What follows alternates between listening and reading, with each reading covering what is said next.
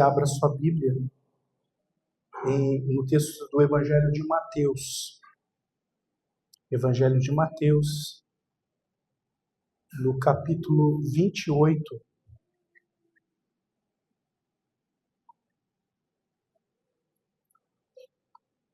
Mateus, capítulo 28.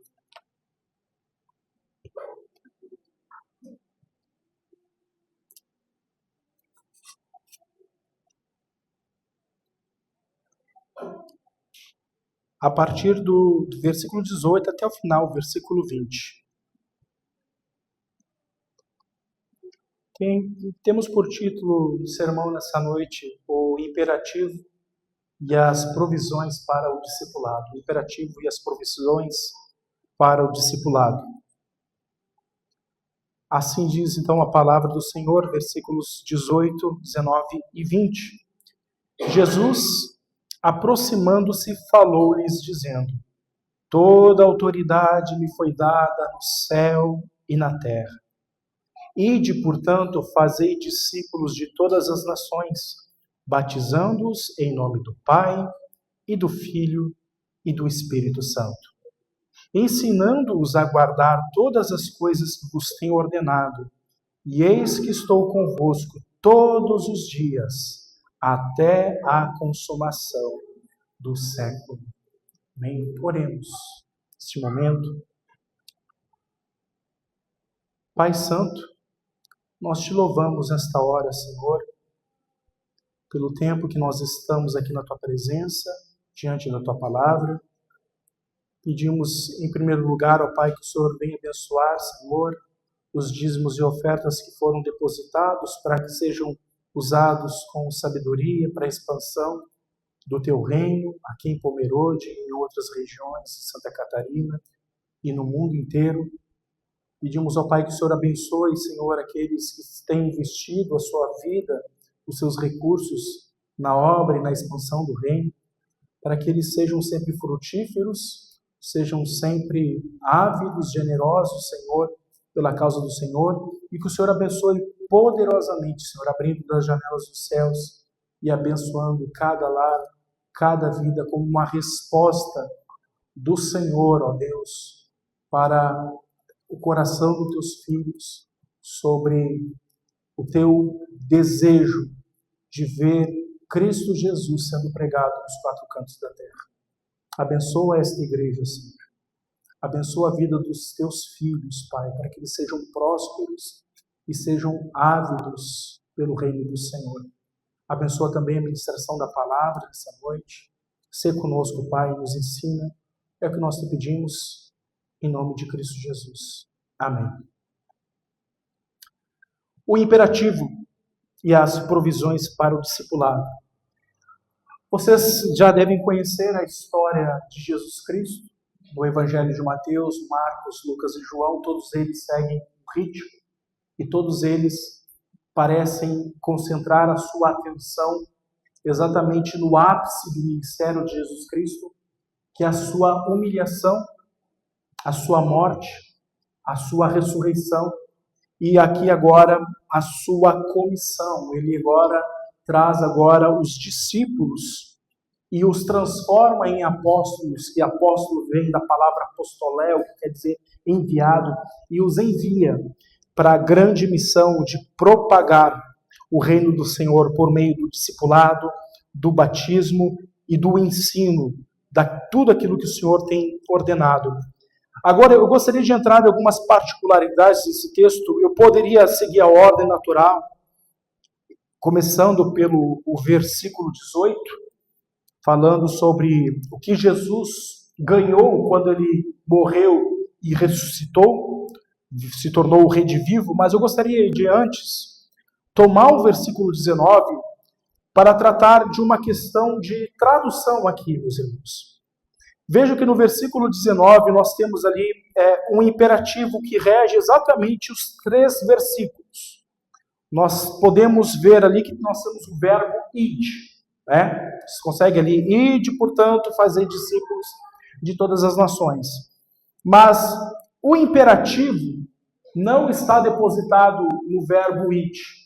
o imperativo, a ordem do Senhor Jesus para os discípulos e logo para nós que recebemos aqui a doutrina dos apóstolos, o imperativo está exatamente na expressão fazei discípulos. Fazei discípulos. Essa é a ordem do Senhor Jesus. Agora vejam, meus irmãos, que a expressão, se assim está escrito na Bíblia de vocês, fazei discípulos, ela está equivocada nessa tradução da Bíblia. Eu não sei, vocês devem estar acompanhando os nossos símbolos de fé, e no primeiro capítulo da Confissão de Fé de Westminster, ele diz que os únicos textos pelo qual a igreja deve retomar o estudo da doutrina e ver o que a palavra de Deus fala essencialmente, não é a tradução em português, mas sim nos textos da língua original em que a Bíblia foi escrita, nos textos da língua grega e da língua hebraica e parte ali da própria língua aramaica. Então, quando um crente ou quando um teólogo precisa construir teologia, ele necessariamente precisa entrar dentro do âmbito da exegese. A exegese é a ciência que estuda o texto lá na sua raiz, que estuda todos os verbetes, as palavras, a gramática na sua língua original, lá no grego e no hebraico. Geralmente pastores presbiterianos recebem capacitação para usar a ferramenta da exegese, para poder fazer a tradução e poder tirar aqui as pepitas de ouro que estão por trás do texto grego e do texto hebraico. E quando nós vemos isso, a tradução da Bíblia que nós temos hoje, ela é uma tradução muito boa, mas a tradução sempre segue os pressupostos ou a filosofia ou a teologia daquelas pessoas que estão trabalhando na tradução da Bíblia. E a nossa tradução é muito boa. Só que nesse versículo aqui nós temos um paradigma, nós temos um problema. Porque quando nós olhamos a expressão fazei discípulos, o verbo fazer não existe no texto na língua grega. Não existe. Verbo fazer não existe no texto da língua grega. E aí eu vou ler a expressão aqui para vocês, como está na língua grega essa porção do versículo 19. E vocês vão ouvir agora um pastor falando em línguas estranhas. Pereuntes on mateteusate panta ta etine. A palavra etine vem a palavra etnia. A palavra etnia, que está traduzido aqui como nações. Etnia não é só questão de nação como o Brasil, mas, por exemplo, no Brasil nós temos inúmeras etnias. Vejam que a palavra fazei não existe. A única palavra que nós temos aqui é a palavra mateteusate, que é a palavra discipular, o verbo discipular. Tomando a língua grega, e você pode pegar essas palavras e fazer o exercício e fazer a tradução palavra por palavra, pegando o verbo, fazendo a tradução literal, nós teríamos uma tradução assim, ó: vão ou ide, portanto, e discipulem todas as nações. O texto não está dizendo que nós devemos fazer discípulos, mas que nós devemos discipular as nações. Mas, pastor, é a mesma coisa? Não é. Vamos pegar aqui Pomerode. Pomerode tem quantos mil habitantes? 40 mil? 40 mil habitantes. Se eu pegar a tradução de que eu devo fazer discípulos em Pomerode, o que nós vamos entender? Que dentro dos 40 mil pomeranos, eu preciso pegar alguns e fazer deles discípulos. É ou não é? Eu tenho que pegar um grupo, um pequeno grupo, ó. Esse aqui, ó, seguiu o mandamento de Jesus. Fiz um pequeno grupo lá em Pomerode. Mas se eu for pela tradução correta da exegese do texto grego, que diz vão, portanto, e discipule todas as nações, isso quer dizer que Jesus está querendo dizer que eu devo pegar os 40 mil pomeranos, toda a cidade de Pomerode, e fazer o que com ela?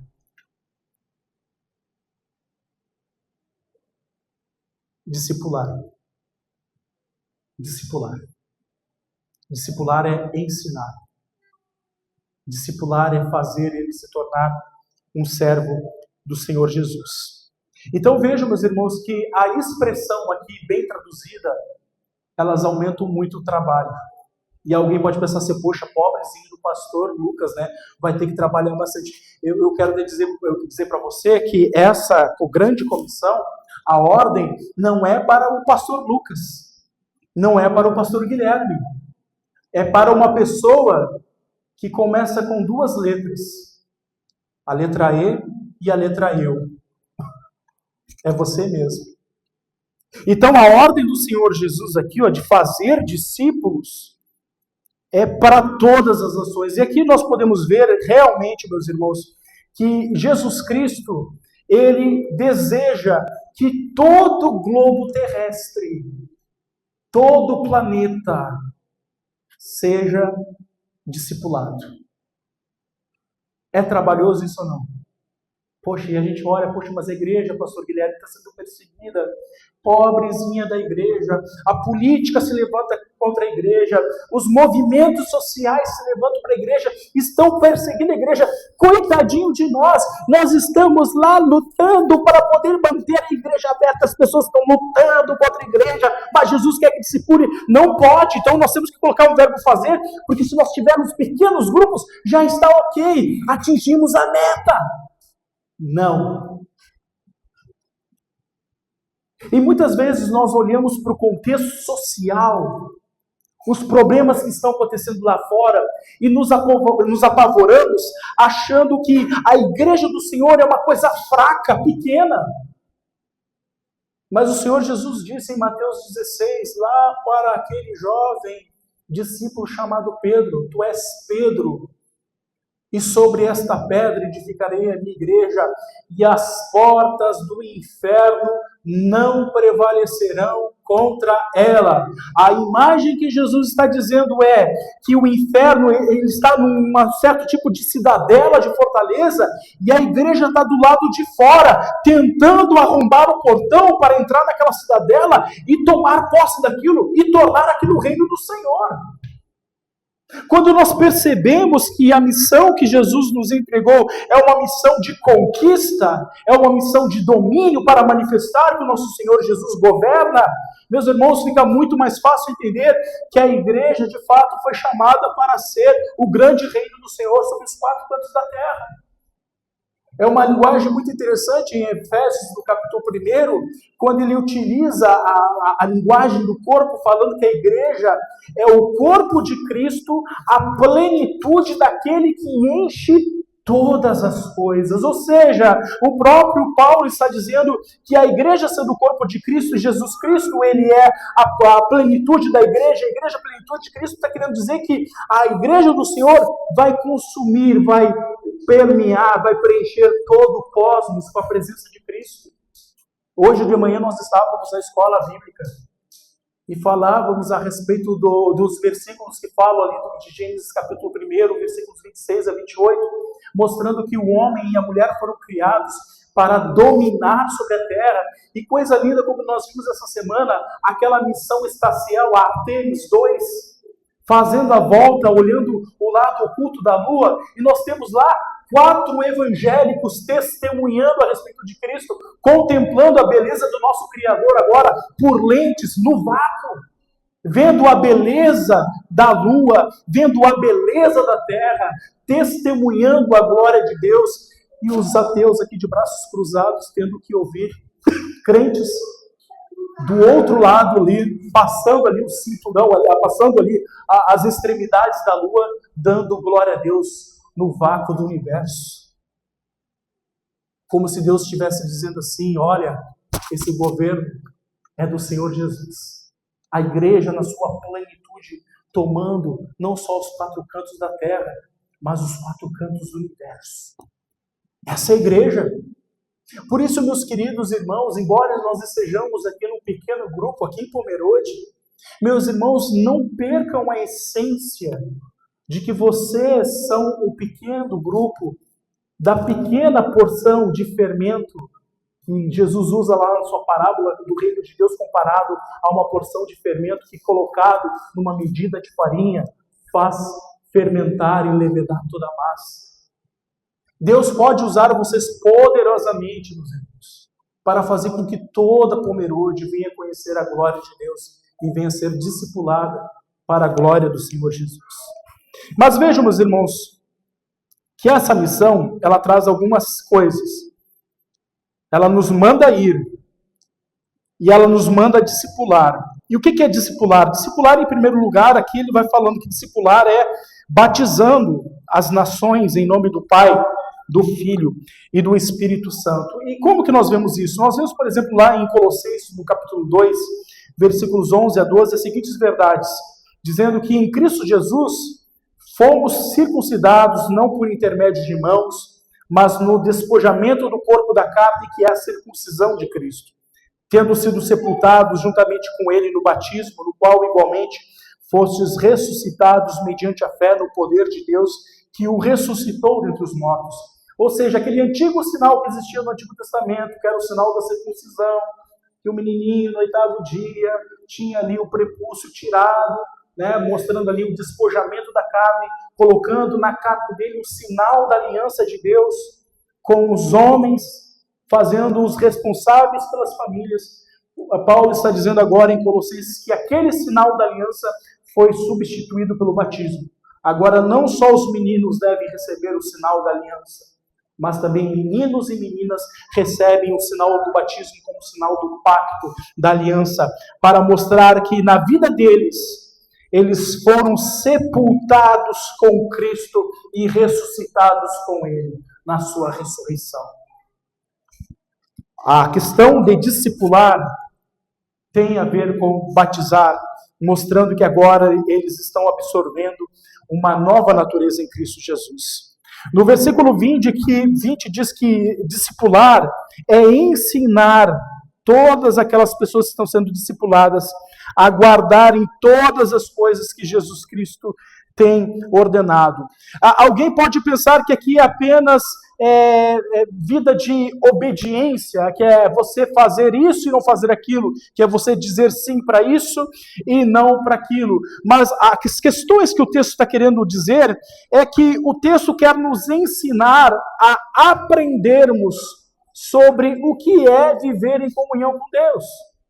No Salmo 105, versículo 4, diz o seguinte: buscai o Senhor e o seu poder, buscai perpetuamente a sua presença. O texto não está falando sobre obedeçam, guarde isso, guarde aquilo. O texto está falando sobre vida com Deus. Está falando sobre uma obediência que busca relacionamento com Deus. Em Tiago, no capítulo 4, versículo 8, nos diz assim: chegai-vos a Deus, e Ele se chegará a vós outros, purificai as mãos pecadores, e vós que sois de ânimo dobre, limpai o coração. O texto está dizendo que não é só obediência cega, mas é aproximar-se. Chegai-vos a Deus, ficai perto do Senhor. No Evangelho de João, no capítulo 14, versículo 21, aquele que tem os meus mandamentos e os guarda, Jesus falando, esse é o que me ama, e aquele que me ama será amado por meu Pai, e eu também o amarei e me manifestarei a ele. Amados irmãos, eu não sei qual é a tua procedência religiosa. Talvez na sua religião, talvez na sua forma de adoração, de devoção a Deus, você pensava, vou fazer isso porque isso é o certo e vou deixar de fazer isso porque isso é errado. Viver como um crente discipulado pelo Senhor não é isso. Discipulado na vida cristã tem a ver com o aprender de Cristo para a manifestação de Cristo. Jesus falou: e eu também o amarei e me manifestarei a ele. O discipulado é ensinar os nossos novos irmãos a se aproximarem cada vez mais do trono de Deus e encontrar diante dele graça, perdão e comunhão.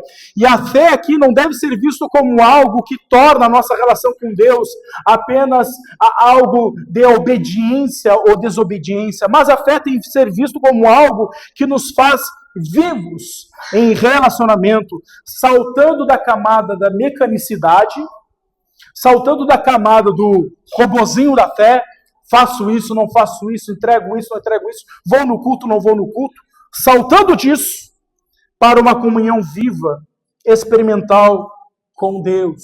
Jesus falou: eu me manifestarei, eu me manifestarei, eu me manifestarei a Ele. Você está entendendo o que estou dizendo aqui? Que existe algo, a personalidade transcendente, que está numa outra realidade, diferente da nossa, que habita nos céus. E Ele está prometendo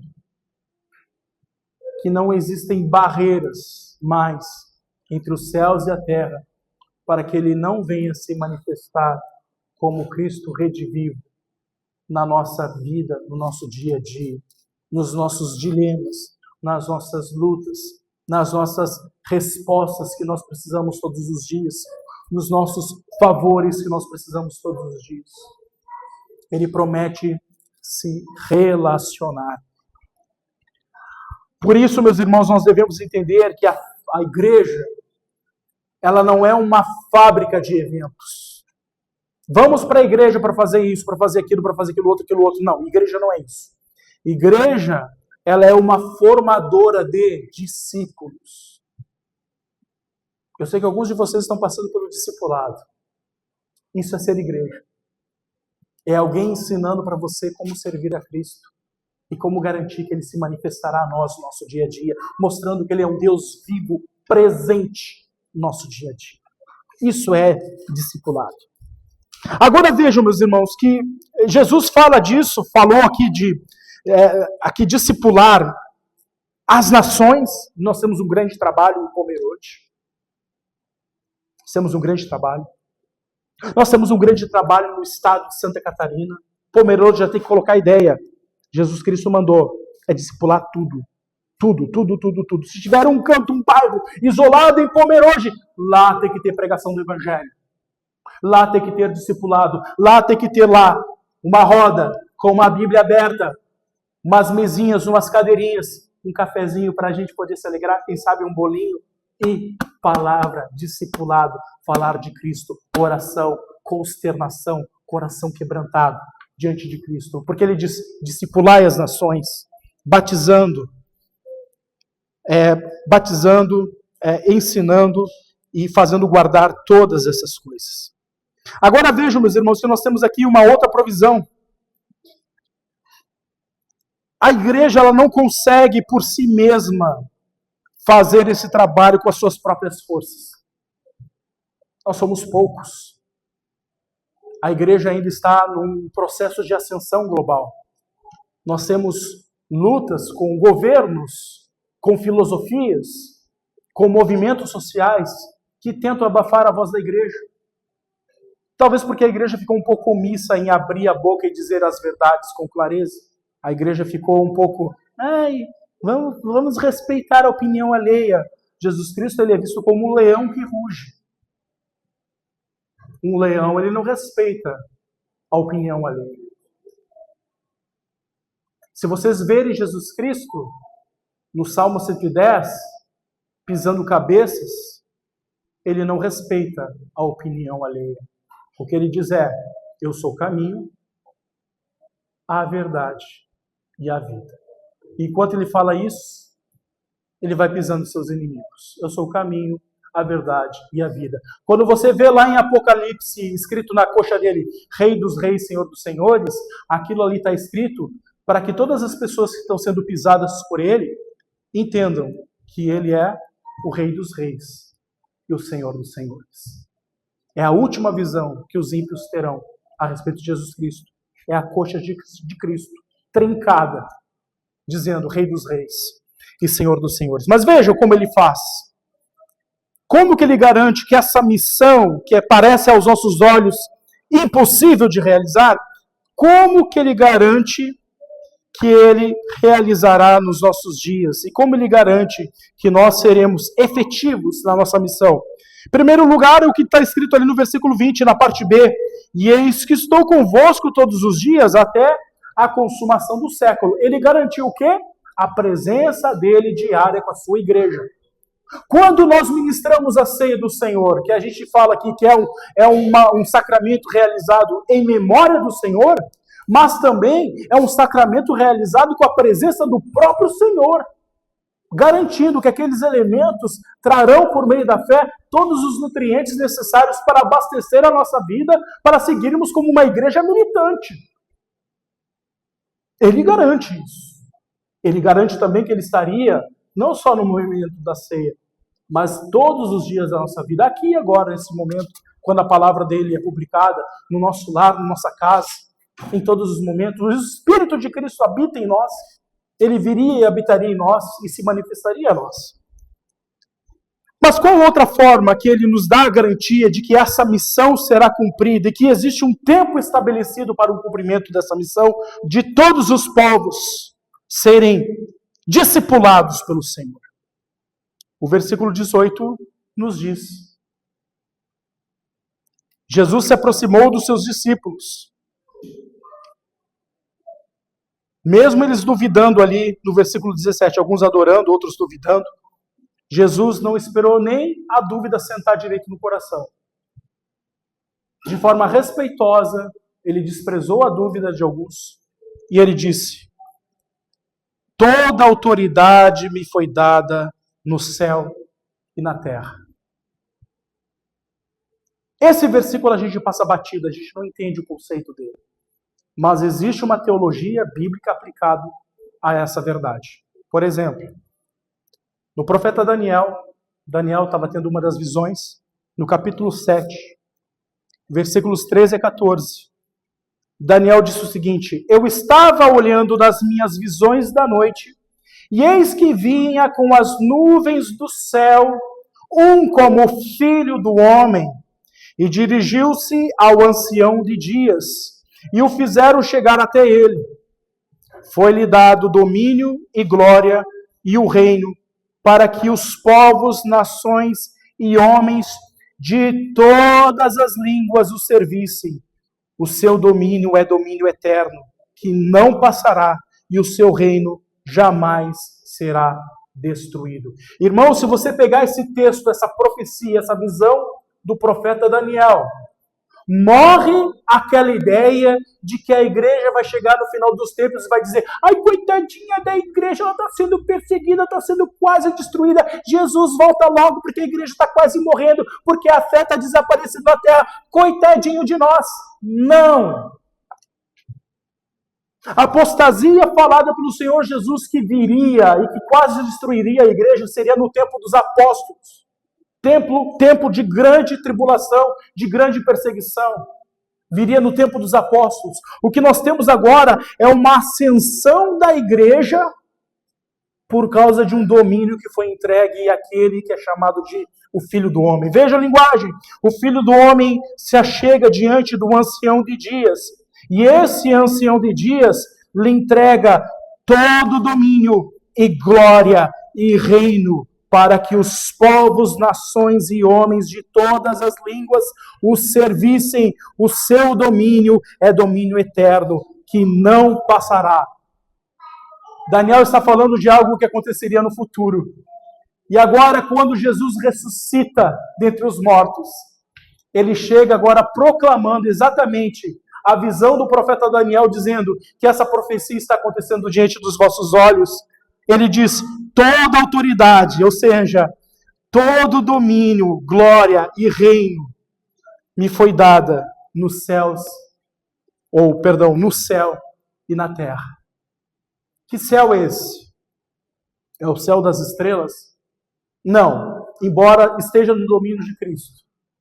domínio da criação. Não está falando sobre o céu das estrelas. O céu aqui está falando do céu de Deus, do mundo espiritual, reino espiritual. Em Colossenses, no capítulo 1, nos é dito que em Cristo Jesus habita toda a plenitude da divindade e que nele estão os principados, as potestades, todos os anjos, todos os dominadores, todos os reis, tudo está dentro dele e depende dele para viver. O universo, a igreja, é como se ele fosse um grande jarro e toda a realidade do céu e da terra fosse derramada dentro dele e tudo aquilo passasse a fazer parte de quem Cristo é. Por isso que a Bíblia fala que a igreja é o corpo de Cristo, a plenitude daquele que enche todas as coisas.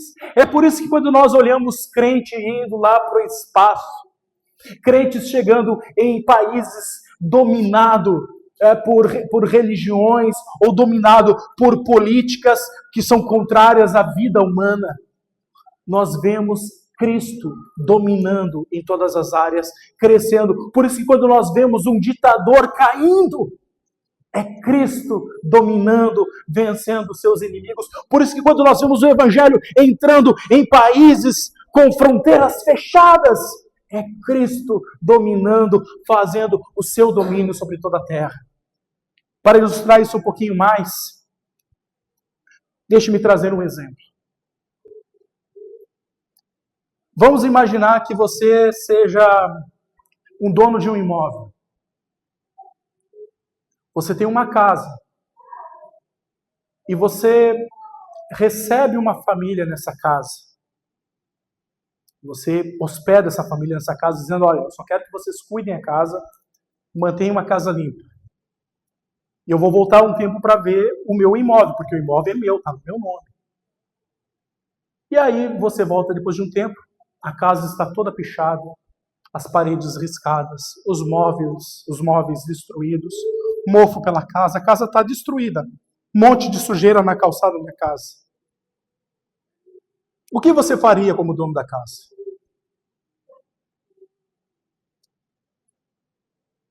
Pobrezinhos, sigam morando aí, não sabe cuidar de uma casa. Você faria isso? E se você chegasse na frente da casa e as pessoas fechassem o portão e batessem com o porrete assim na mão, assim, ó, se você entrar aqui, você vai apanhar. O que você faria? Eu chamaria a polícia, mandaria todo mundo embora e faria uma reforma na minha casa, pintaria lá todo de novo e alugaria para gente que sabe cuidar dela. É exatamente isso que Deus faz quando Ele envia Cristo, Jesus, ao mundo para ser rei e dominador. Todo o cosmos pertence a quem? Pertence a nós? Nós somos donos de Pomerode? Tem gente que acha que é dono de Pomerode. Tem gente que diz quem pode entrar, quem não pode entrar em Pomerode. Tem gente que está dizendo, não, está entrando gente estranha, não pode entrar. Mas são eles os donos de Pomerode? O que Cristo faz então? Cristo, que é o dono da terra, que é o dono das propriedades, ele envia seus arautos, que são a igreja. A igreja, ela fala, olha, arrependei-vos, porque Cristo, ele é o dominador, Cristo, ele recebeu o governo, Cristo, ele é aquele que recebeu a glória do Pai, o reino, o domínio das nações, e se ele chegar nessa casa e vocês estiverem desonrando o nome do Senhor, ele vai chegar perto de vocês com um negócio lá, um porrete de beisebol, e vai correr vocês daí. É isso. Querem ver, por exemplo, o Salmo 2, que fala a respeito do próprio Filho de Cristo, tu és o meu Filho amado, eu hoje te gerei, diz exatamente isso, versículos 8 e 9. O pai falando para o filho, pede-me e eu te darei as nações por herança e as extremidades da terra por tua possessão. Com vara de ferro as regerás e as despedaçarás como um vaso de oleiro. Está falando o que aqui? É Cristo dizendo assim para as pessoas, por favor, se convertam a mim, eu sou tão bonzinho, Não, é Jesus com o cetro de ferro batendo na mão. E aí? Quando é que tu vai dizer que essa casa é minha? Quando é que tu vai assumir que esse imóvel é meu? Quando é que tu vai assumir que essa propriedade é minha? É Cristo. Por isso que o texto do Salmo 2 diz o seguinte: olha, se arrependam, reis da terra, vocês querem sacudir suas correntes, se verem livres da autoridade, se arrependam, beijem um filho para que vocês entrem logo em paz com ele. Se arrependam, porque o filho, tá com um taco de beisebol batendo na mão. Ele vai chegar para quebrar. Vejam, por exemplo, o Salmo 110, vocês podem ler em casa, é um salmo que fala exatamente do cetro do poder de Deus, que é Cristo Jesus, chegando e acabando com todos os inimigos, caminhando numa fonte como se fosse um caçador passando de cabeça erguida, ou seja, a fome dele é maior de perseguir os seus inimigos do que tomar a água do ribeiro. Ele nem se dobra para tomar a água do ribeiro, ele passa de cabeça erguida e toma aqui, olhando os seus inimigos, indo à caça deles com toda a paciência do mundo. O Salmo 45, Isaías 45, versos 22 e 23, diz o seguinte: olhai para mim, sede salvos, vós todos os limites da terra, porque eu sou Deus e não há outro. Por mim mesmo tenho jurado, da minha boca saiu o que é justo, e a minha palavra não tornará atrás. Diante de mim se dobrará todo o joelho e jurará toda a língua. O apóstolo Paulo pega essas mesmas palavras de Isaías 45, versos 22 e 23 e transfere exatamente para Cristo, dizendo em Filipenses 2, versículos 9 a 11: pelo que também Deus o exaltou sobremaneira, lhe dando poder, domínio, e lhe deu um nome que está acima de todo nome, para que ao nome de Jesus se dobre todo o joelho nos céus, na terra e debaixo da terra, e toda língua confesse que Jesus Cristo é Senhor, para a glória de Deus Pai. Está vendo que quando Jesus diz toda autoridade me foi dada nos céus e na terra, não é uma coisa boba? Eu espero que os teus joelhos hoje, eles venham se dobrar voluntariamente para Cristo. Porque Ele está proclamando nos quatro cantos da terra: toda a terra é minha, e todo joelho se dobrará, e toda língua confessará. E, meus irmãos, alguns têm uma visão escatológica achando que isso aqui vai acontecer no futuro, no retorno de Cristo. Eu quero dizer para vocês que talvez isso aconteça com os povos sendo convertidos por meio do discipulado, da pregação do Evangelho, e se rendendo de forma graciosa, confessando com as suas línguas e dobrando os seus joelhos, reconhecendo de forma quebrantada, humilde, o governo do nosso Senhor Jesus Cristo. Porque senão nós não teríamos a expressão ide, portanto, e discipulai as nações. Nós teríamos a expressão façam alguns grupos, igreja em algumas nações, e isso já me basta. Jesus Cristo não quer só uma igrejinha em Pomerode, de 20, 30, 100 irmãos. Jesus Cristo quer toda Pomerode, toda Santa Catarina, todo o Brasil, todo o mundo. E talvez você pense assim, puxa, dê-nos mais fé, como aqueles discípulos disseram quando aquele jovem rico, ele fugiu da fala de Jesus Cristo, quando Jesus disse para ele, olha, dê tudo que tem, vende, dá aos pobres, depois vem e segue-me, e o rico abandonou ele, e eles tomaram as dores do rico e pensaram, Senhor, dá-nos mais fé, porque Jesus falou, olha, quão difícil é um rico entrar no reino do céu, é como um camelo, um animal camelo, passar por um buraco de uma agulha. Ele está falando literalmente camelo, que alguns dizem que é uma porta da cidade, não é. É um camelo, um animal grande, passando por um buraco de uma agulha. Jesus está sendo enfático na ironia. Quão difícil é um rico entrar no reino dos céus. É como se um camelo passasse por um buraco de uma agulha. Talvez a melhor expressão é como se o Guilherme passasse pelo buraco da fechadura.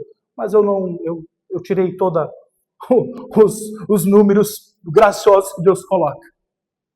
E aí os discípulos olharam o Senhor, então dê-nos mais fé, porque a gente, quando nos colocamos no lugar daquele rico, nós também abandonaríamos o Senhor por causa da nossa riqueza. E Jesus falou, a célebre frase que nós devemos trazer hoje para o nosso momento. Jesus falou, olhando toda a falta de fé no coração daqueles homens, e disse: o que é impossível para os homens é possível para Deus.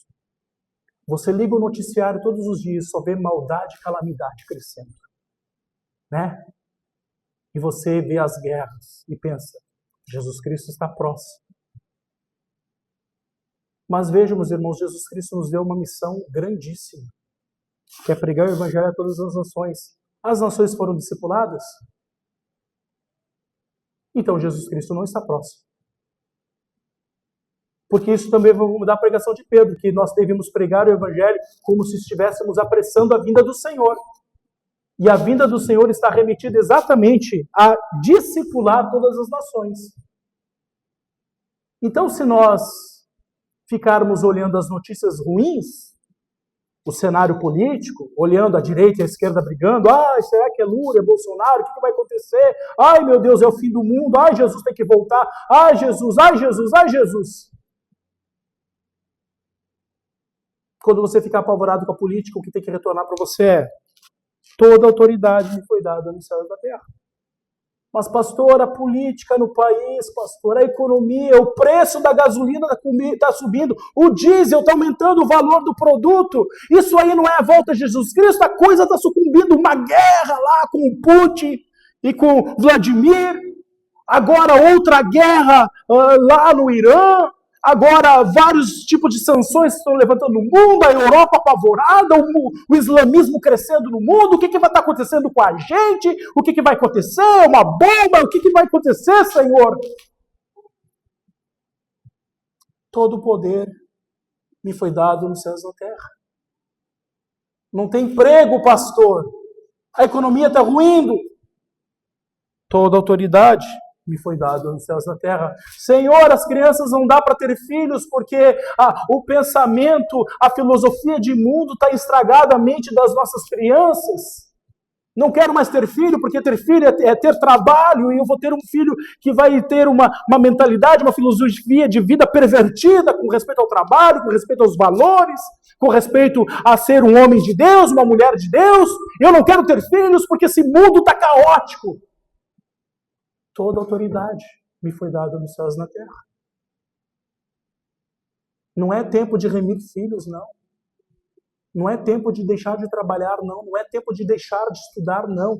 Crente, por saber que Cristo domina, ele estuda. Ele melhora a sua condição social, ele mergulha na ciência. Ele mergulha em discernir o seu mundo e conhecer o seu mundo. Ele mergulha num bom casamento e mergulha em ter muitos filhos, porque toda autoridade foi dada a Cristo nos céus e na terra. Não é tempo de vivermos remissos como crentes, achando que a igreja vai ser destruída. Não!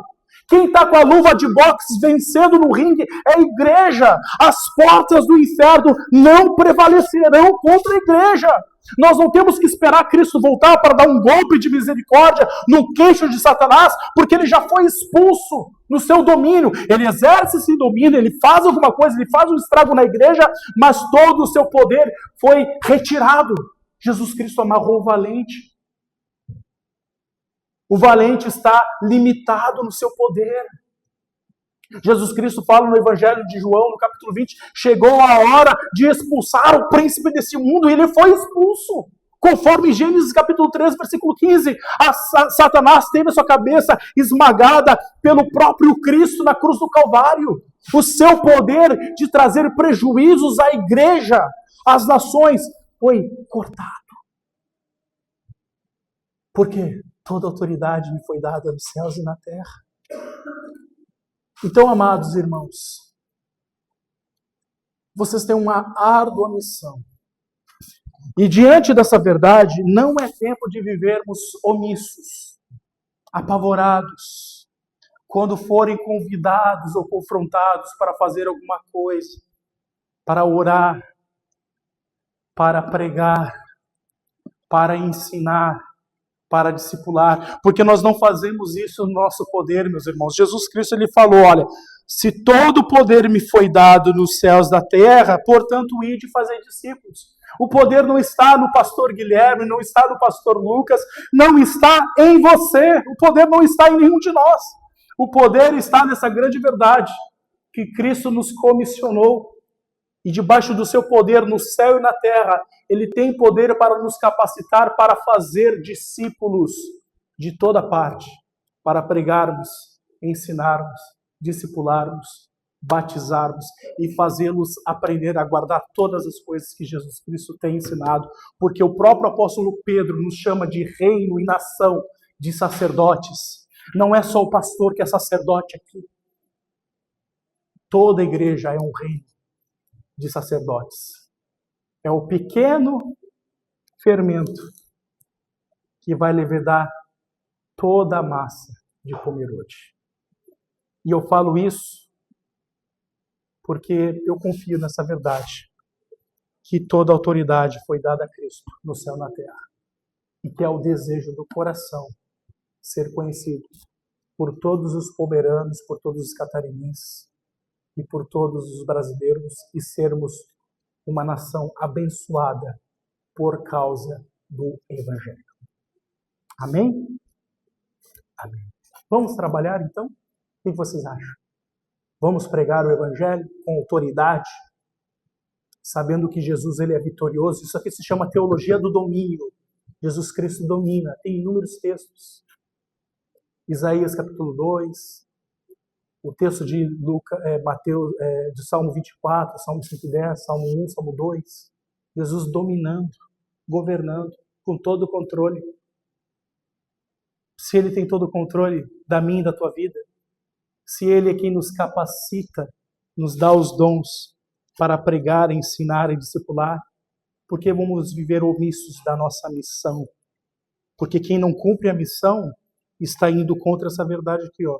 Está dizendo que Cristo não está dominando e não está governando. Se Cristo está dominando e está governando no céu e na terra, então eu tenho que fazer o que Ele me mandou fazer. Deixar de ser medroso, deixar de tremer as pernas e assumir as responsabilidades que Ele me dá para discipular e ensinar as nações. Amém?